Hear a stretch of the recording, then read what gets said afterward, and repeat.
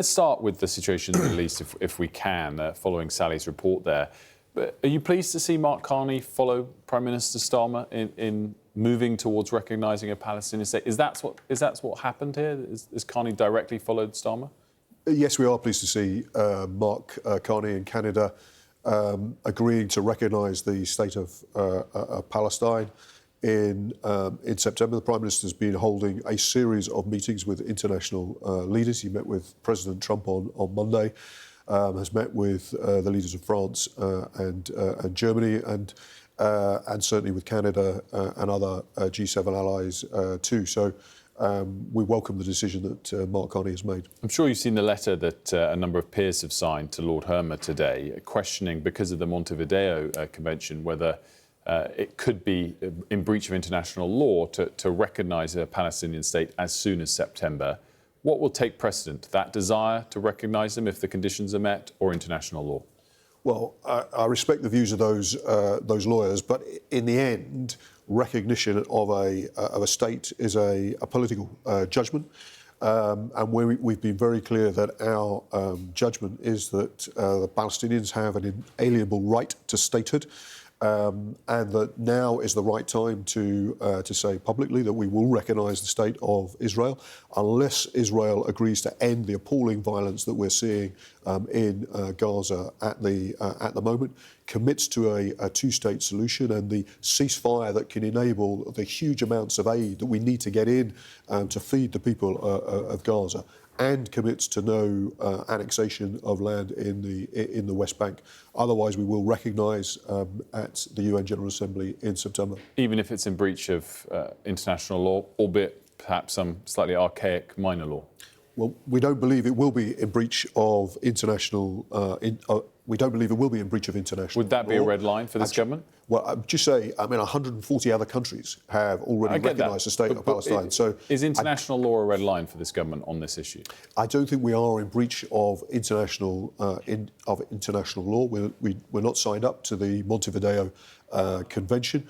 We're clear what needs to happen, and as I say, the fact that so many other countries have either already recognised the state of Palestine or are joining our efforts to recognise the state of Palestine, I think is very significant. And I think Israel absolutely needs to see the way the international community share our concerns about the appalling scenes on our televisions on the ground in Gaza, agree to end the violence and to get the huge amounts of aid that are necessary to feed the people of Gaza in. That's interesting. So we will ignore the Montevideo Convention if necessary.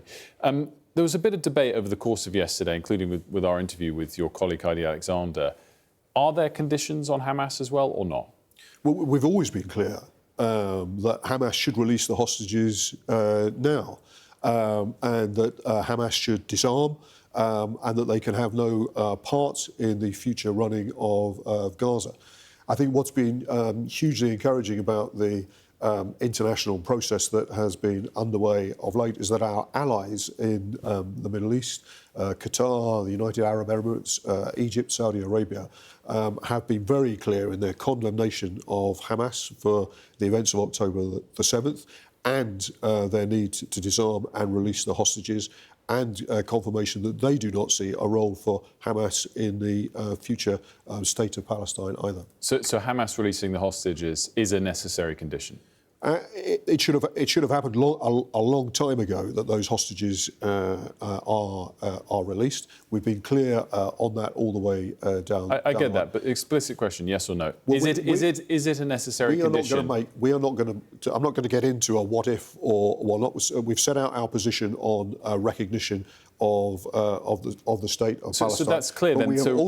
We have also been always clear, and I'm happy to be clear again today, that we want the remaining hostages, released by Hamas. But that is not a condition that's necessary for Palestinian statehood. We've always been clear that we want to recognise the state of Palestine unless Israel meets the conditions that we have set out to end the violence that we're seeing.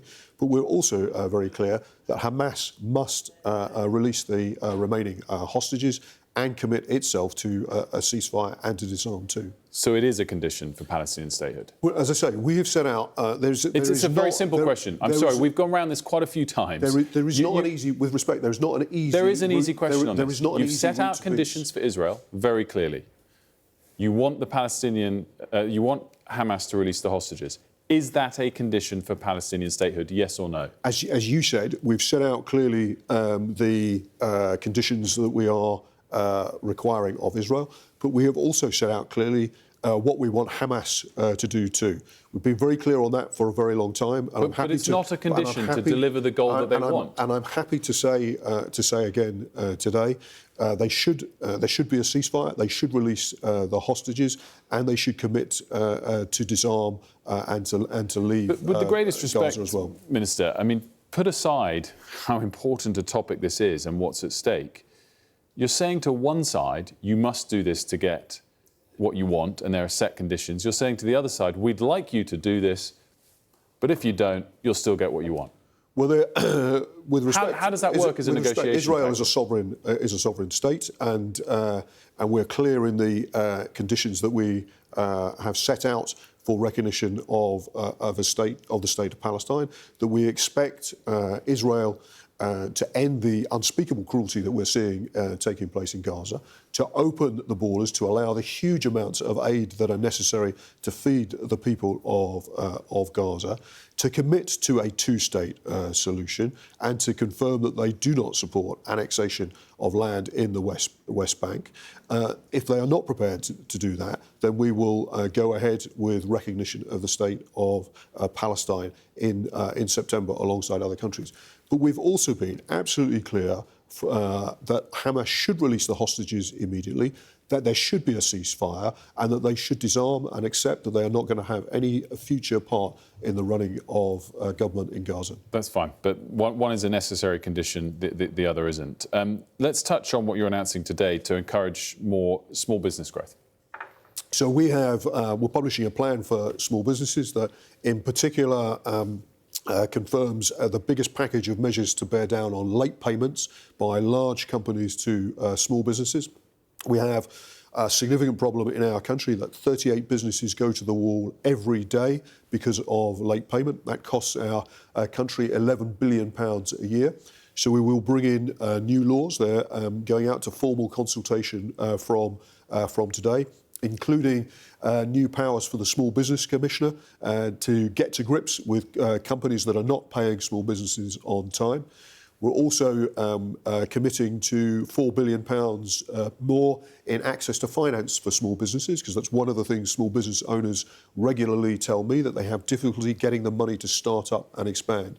And we're also bringing together all the advice that government provides, that some businesses need from time to time, in one place, in a business growth service, inspired by the US Small Business Administration, a sort of one-stop shop for businesses to get the support and advice they need when they need it much more quickly. I also wanted to get your take on something that Ofgem is considering. We've heard in the past the possibility of regional pricing for energy prices. They're obviously now exploring charging different prices for energy based on people's wealth and income. Is that something that the government supports? Well, it's certainly not something that I have looked at. I'll tell you, Jonathan Brearley, the head of Ofgem, said this yesterday. We think now's the right time to review how the transition to a greener and more secure energy system should be paid for by consumers. We want to at least ask the question whether or not we can allocate costs more progressively. Do you think that's a sensible thing to consider? Well, I'd want to see what Ofgem are saying in more detail. Clearly, this is something that the Energy Secretary will get into. We want to see a reduction in the energy bills that all the people of the UK have to pay. In particular, in our plan for small business today, we're drawing attention to the advice that is available to help small business owners reduce their energy bills. Because again, that is one of the things that small business owners tell us that they need support on, is better access to the advice to bring their energy bills down. But your personal view, do you think that energy prices should be based on people's wealth and income?